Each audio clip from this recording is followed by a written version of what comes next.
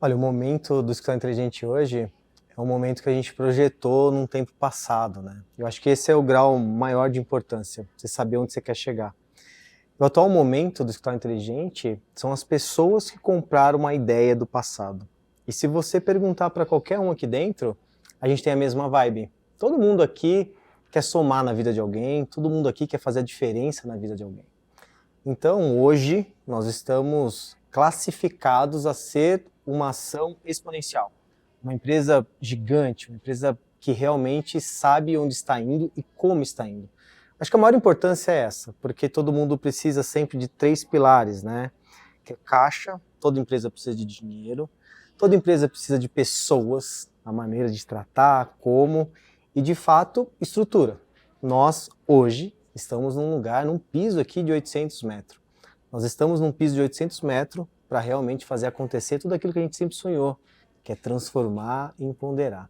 O momento da empresa, sobre tudo aquilo que eu falo, está com uma base muito sólida, que são as pessoas. As pessoas que compõem esse sonho fazem parte do todo. Eu sempre disse para todo mundo que está ao meu redor, sozinho eu até vou em algum lugar, mas com todo mundo que está aqui, cara, eu me torno intransponível. E quando eu falo eu, a gente está falando do time, escritório inteligente, você que está aqui me acompanhando, você se torna intransponível. Então a ação que você faz, é o que eu faço, é o que todos nós, ninguém é mais forte que todos nós. Cara, há 19 anos eu fui contratado por um cara chamado Edgar. O Edgar, ele pediu a minha cabeça dentro da Pré-Fisco, que foi o nosso primeiro cliente, e ele pediu minha contratação porque quando eu trabalhei no Lago Azul, ele falava que eu fazia uns negócios muito loucos. Então imagina ser contratado por uma ação de muito louco. Mas o que seria esse muito louco, né?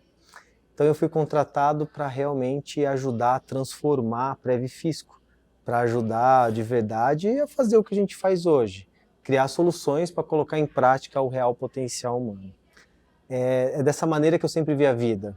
Eu olho as pessoas e falo, meu, qual que é o seu real potencial humano? Veja que curioso. E dentro do fluxo tecnológico, eu sempre quis criar soluções para colocar em prática o seu potencial. Então eu fiz isso dentro da Previfisco. Aí um dia, junto ao Pierre, a gente decidiu fazer uma mala direta, cara. Falou, será que o que a gente faz aqui, outras pessoas gostariam de fazer? Então o PR decidiu mandar uma mala direta para um cara só chamado Fábio. O Fábio era o dono da CPI. Então esse cara viu na mala direta e o curioso é que ele nos chamou até lá. Falei, cara, tem como vocês virem aqui? Natural, a gente estava trabalhando dentro de uma empresa ainda, que era a Previfisco, a gente foi lá de noite. E quando a gente chegou lá, tinha mais contadores. Então veja, a gente falou para um e tinha mais gente lá. Esse Fábio chamou amigos e falou assim, cara, vem ver se esse Luciano, o que ele fala que faz, é verdade. Então chegou eu e o Pierre lá e a gente falou que a gente fazia qualquer coisa. Falou, o que você quer? Qual que é o seu problema? Então desse fluxo de dor, nós estávamos preparados a desenvolver qualquer coisa. Eu lembro até hoje, cara, ele tinha um cliente chamado Churras Bom, que era o maior cliente dele. Ele falava assim, ó, Luciano, eu perco uma semana fazendo essas notas fiscais. A gente olhou para aquilo, né, eu e o Pierre, falou, mas isso aí a gente vai em meia hora e você nunca mais terá esse problema. Então nós pegamos isso e desenvolvemos um robô, né, que a gente chamava de conversor, e quando a gente fez o conversor, que integramos dentro do sistema dele, ele falou assim, cara, vocês vão ser os caras mais ricos que eu conheço na minha vida, porque o que você faz, todo mundo quer. Dentro desse fluxo de riqueza, né, que todo mundo fala, nossa, eu acho que toda a jornada inicial da empresa, o que todo mundo quer é dar certo, tá? Eu acho que a palavra riqueza vem de um conceito natural e cultural. Todo mundo quer uma empresa, fala, nossa, você é rico pra caramba. Então, a conduta você vai ser rico, a convergência disso foi, o que a gente faz sentido. Agora, como? A gente não sabia fazer nada. A gente não sabia cobrar. A gente não sabia fazer nada, isso que é a grande verdade. O que a gente sabia fazer é o conversor. E o legal, interessante dessa história é que ele que falou, me cobra R$ 50 que eu pago. E ele falou assim, me cobra 250 para desenvolver e R$ 50 para manter essa ação que você executa. E assim começou. Assim a gente falou, cara, então vamos sair da Pré-Fisco, porque com certeza se a gente flutuar aqui é injusto para a Pré-Fisco. Essa é uma parte legal, tá? Em momento algum a gente empreendeu dentro da Pré-Fisco. Quando a gente notou que dava para empreender fora, foi só isso que aconteceu, né? A gente foi um dia à noite, fizemos, e ele validou a gente, falou, temos um caminho, vamos sair. É legal isso, cara, em reflexão, porque em momento algum eu quis ficar lá na Pré-Fisco, sabe? Mentindo para ele. Nunca quis, assim, real. Eu falei assim, meu, não vamos. E era legal porque eu estava disposto a largar tudo. Tanto que eu saí de lá sem nada. Sabe, não fiz acordo, não fiz nada. Simplesmente cheguei lá e falei, meu, eu vou empreender do lado de fora. Então, a história começa aí. O sonho começa aí. Principal de tudo, nós fizemos sentido para o Fábio. E o que o Fábio viu, nós gostaríamos de mostrar para o mundo.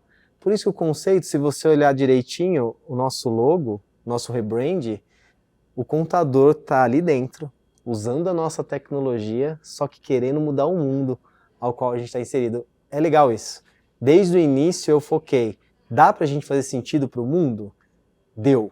E é o que a gente faz até hoje. Cara, a nossa jornada, ela foi muito complexa, né? Assim como de todos. Acho que todo início é difícil. Então você precisa vender alguma coisa. E a nossa ideia, como a gente não sabia como, a gente tinha um caso, como eu disse aqui, pô, faz assim. Então ele enxergou o valor, mas os outros contadores não enxergavam valor. Nós não sabíamos vender valor. Então a gente chegava, a gente batia de porta em porta. Estava andando pela rua, assim, eu lembro muito bem com o Pierre, ele era águia, cara. Ele estava andando e falou uma placa, uma placa, uma placa, ele caçava. E a gente voltava lá a pé. Então a gente batia na porta, o cara não queria atender a gente, era muito difícil chegar no contador.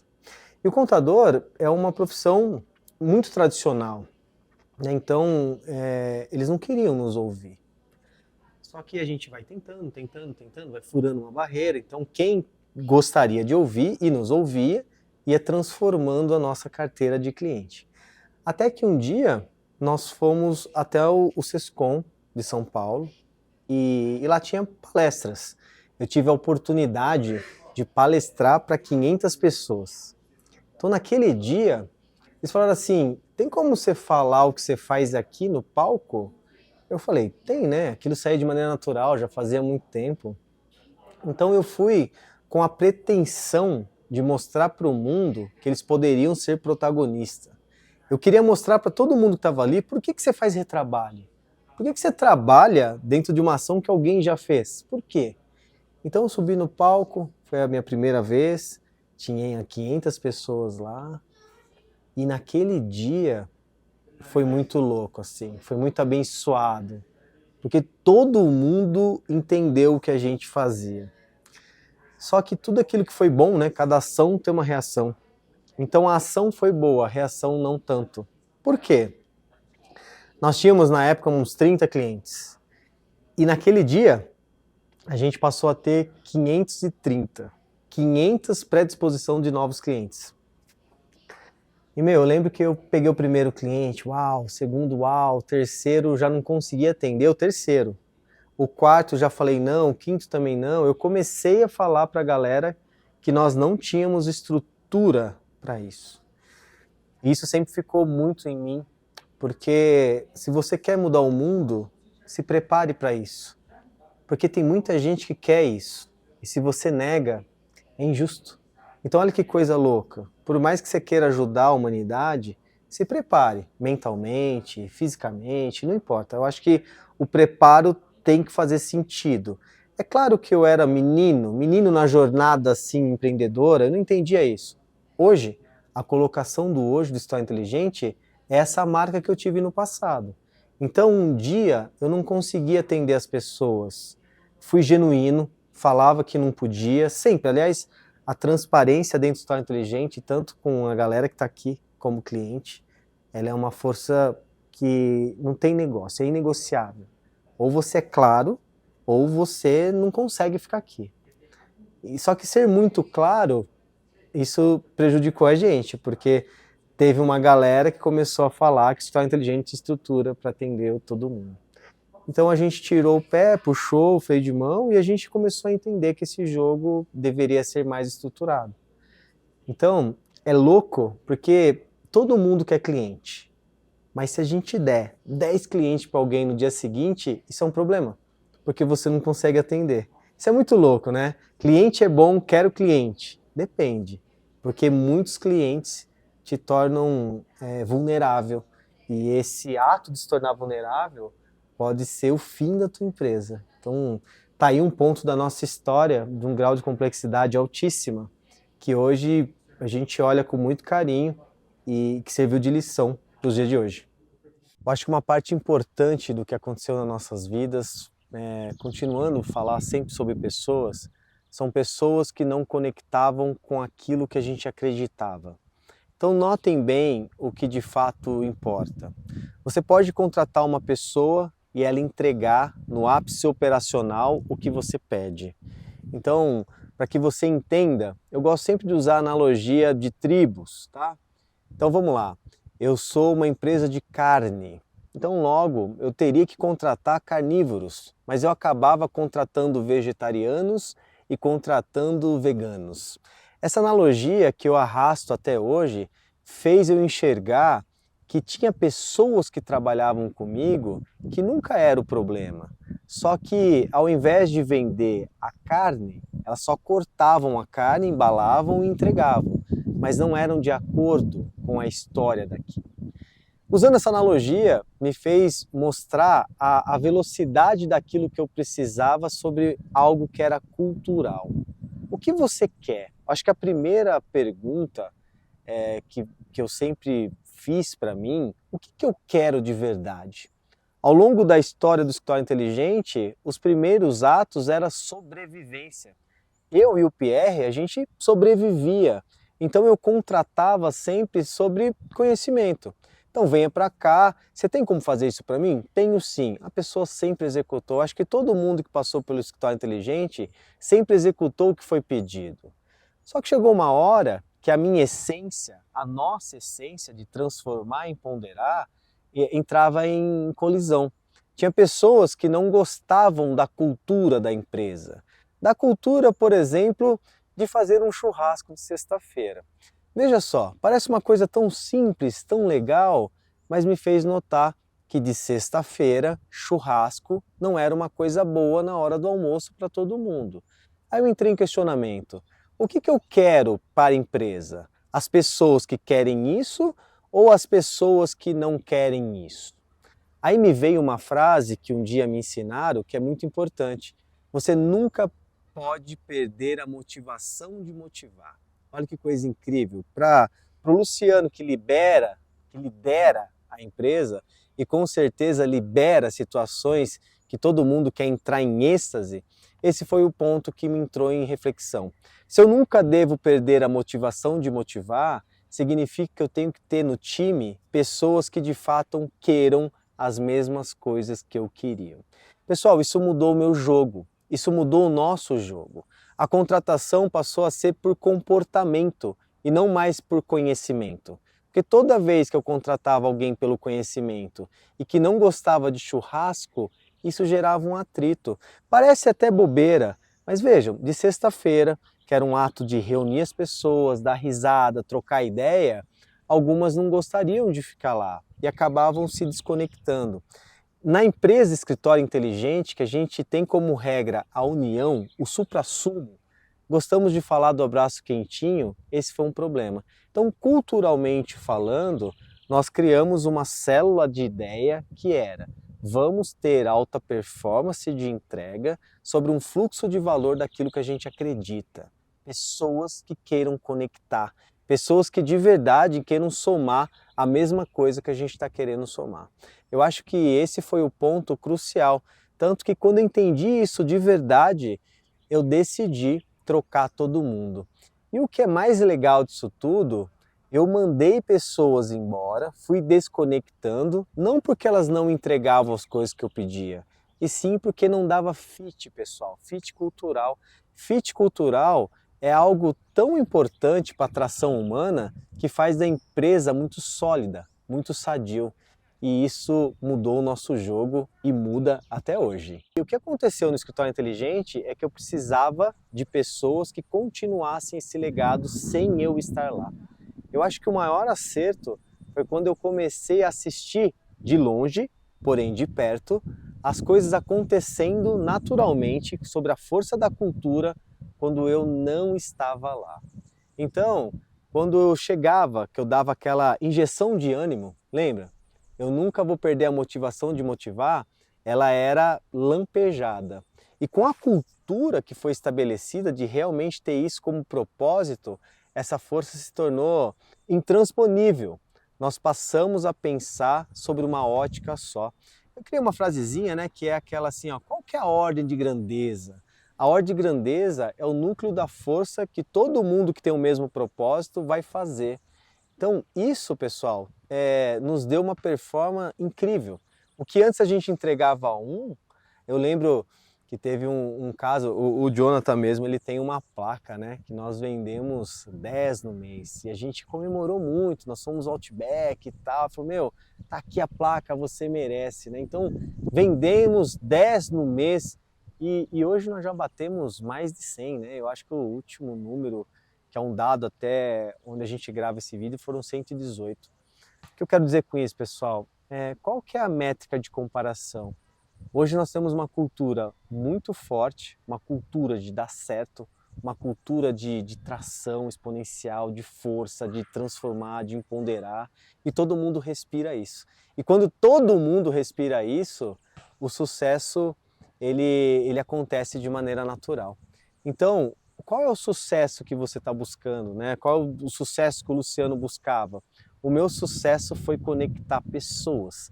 E quando eu conectei pessoas e quando eu ensinei que elas tinham que conectar mais e mais pessoas, a empresa se tornou exponencial. Cara, 2020 veio a pandemia, assim.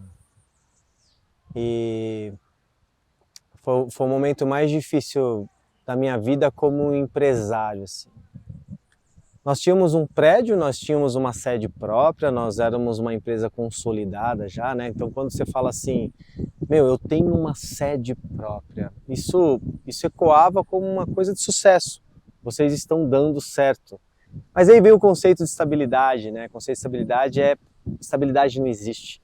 Todo mundo está atrás de estabilidade, todo mundo gostaria de ser estável, mas ela não existe.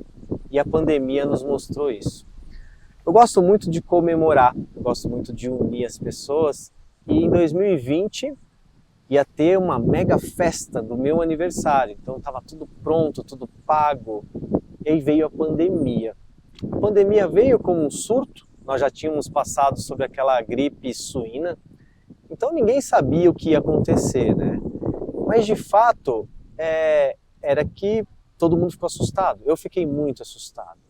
Então a primeira manobra foi mandar todo mundo para casa. Olha, somos uma empresa prestadora de serviço, eu pedi para o Rafa ver como é que seria essa orquestra tecnológica de todo mundo dentro de casa.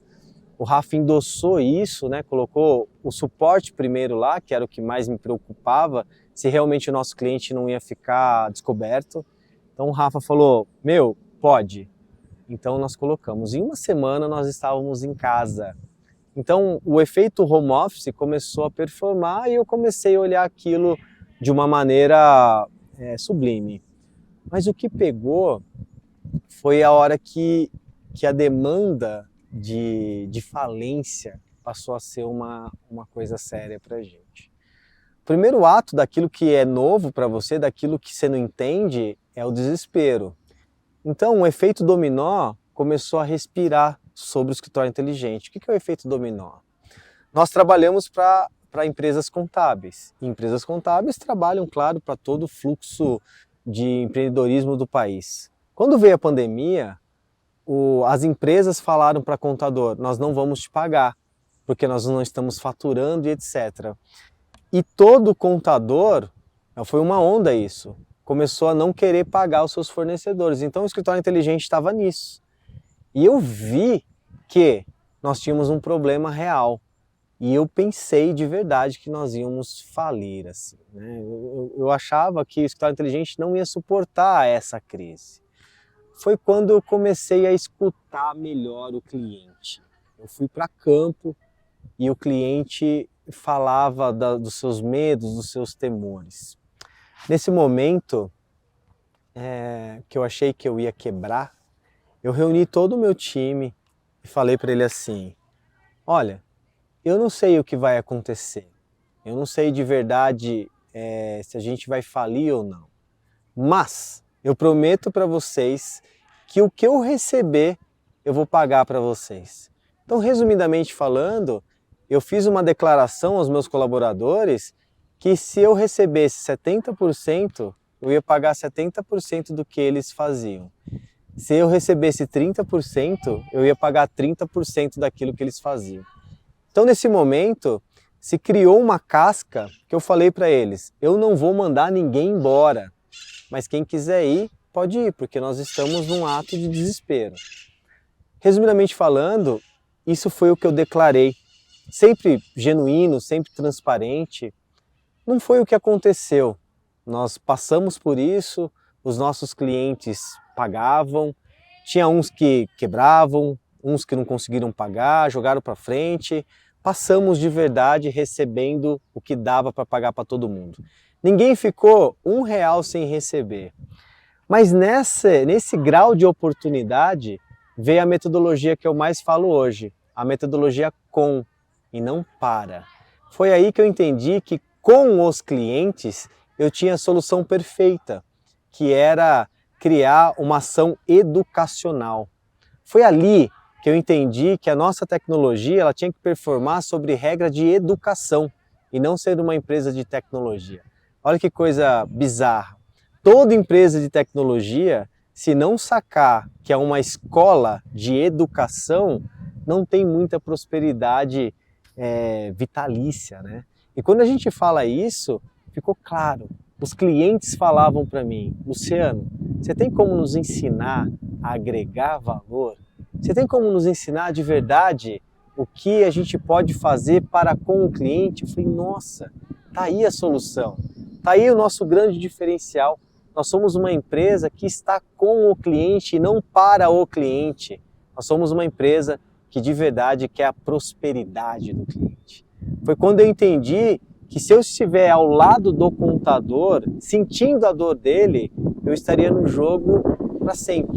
E quando eu falo para sempre, enquanto existe força para eu querer mudar o mundo ao qual eu estou inserido, eu acho que a pandemia, aquilo que ela não destruiu, ajudou a construir quem de fato cria um ambiente empático para fazer a diferença hoje. Depois que a pandemia chegou no ponto que a gente entendia que dava para trabalhar nela, nós não sabíamos quando ela ia terminar. Aliás, ninguém sabia, né?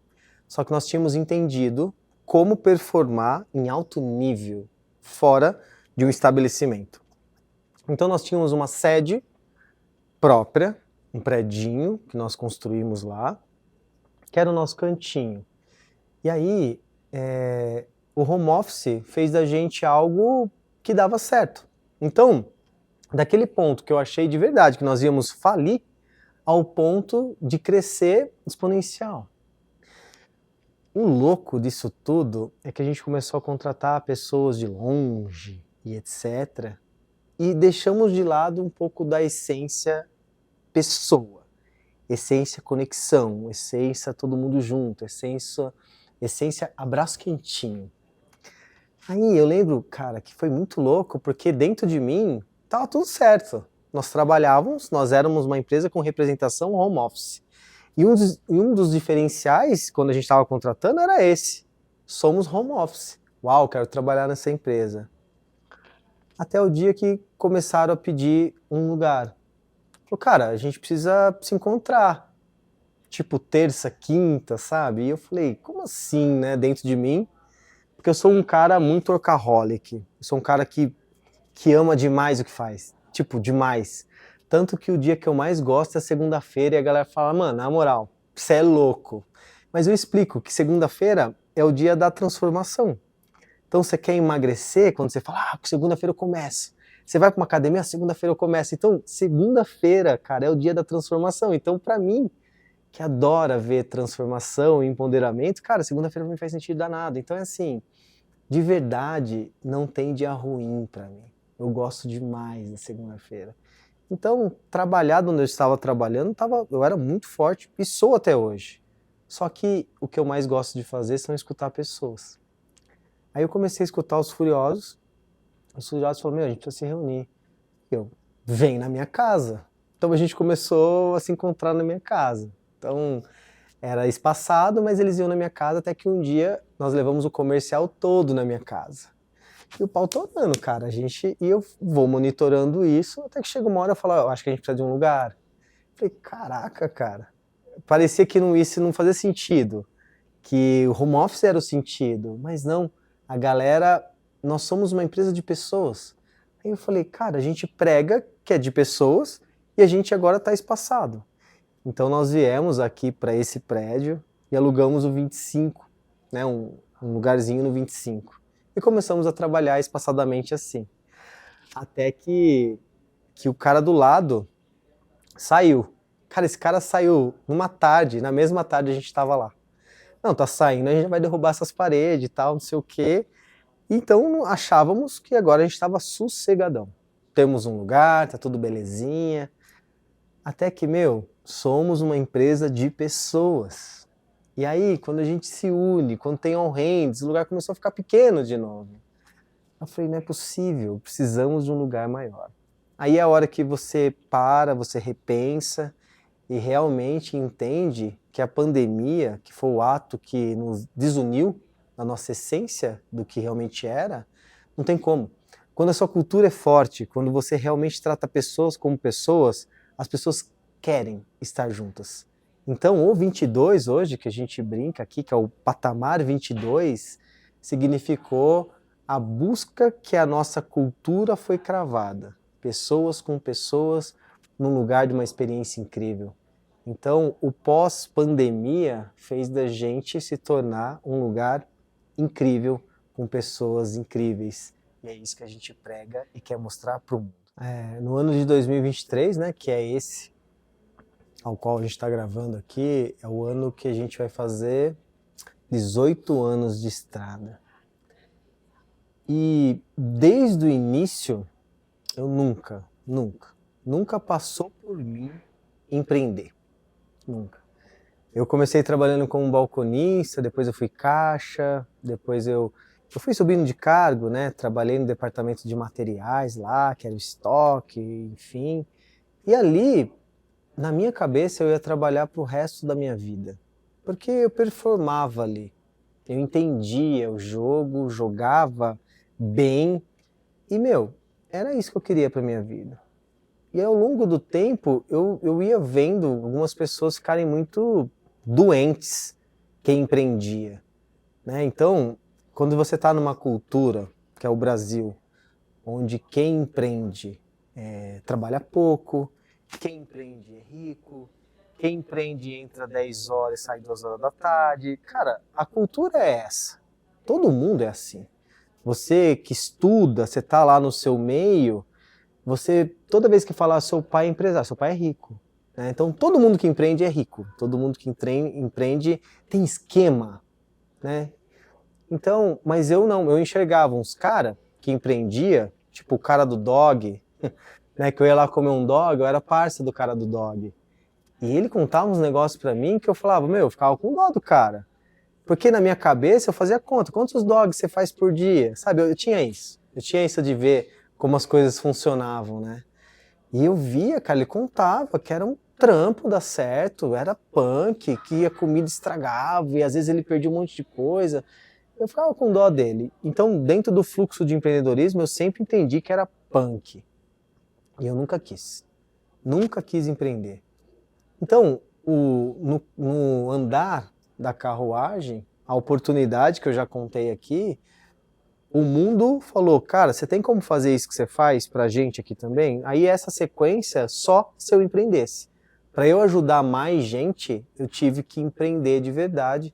E toda a minha jornada, né, que que é muito, muito, muito complexa, e eu nem estou aqui para falar da jornada das derrotas, porque são muitas, e sim da comemoração de um propósito que vem até hoje. O História Inteligente é uma consolidação daquilo que eu acredito, daquilo que eu sempre acreditei. Então, se for para colocar para moer, vai lá e arregaça. Vai lá e dá o seu melhor. E se você tiver com uma galera que pensa assim, não tem como dar errado. Então, hoje, pensamentos que dão ressonância. O time tem que dar ressonância daquilo que você fala, tem que dar eco, cara. Então, nós estamos pensando a mesma coisa. Todas as pessoas são diferentes, mas tem que ter um bom senso, tem que ter um senso de acreditar, e depois que todo mundo acreditou, botar para moer. Tá nas nossas paredes, cara. Vamos botar para moer. O que isso quer dizer? Agora que a gente está acreditando em algo, vamos fazer acontecer. Porque se a gente perder, nós vamos perder juntos. Se a gente ganhar, vamos ganhar junto. E esse é o jogo. O jogo da verdade, o jogo daquilo que a gente quer, é esse. Vamos ganhar junto. Então, ao longo dos meus 18 anos, a mensagem principal é: vamos continuar educando, vamos continuar mostrando, vamos continuar fazendo a diferença na vida das pessoas que estão aqui para provocar a mudança no mundo ao qual a gente está inserido. Então, o escritório inteligente não dá para explicar. Você tem que sentir. Bora?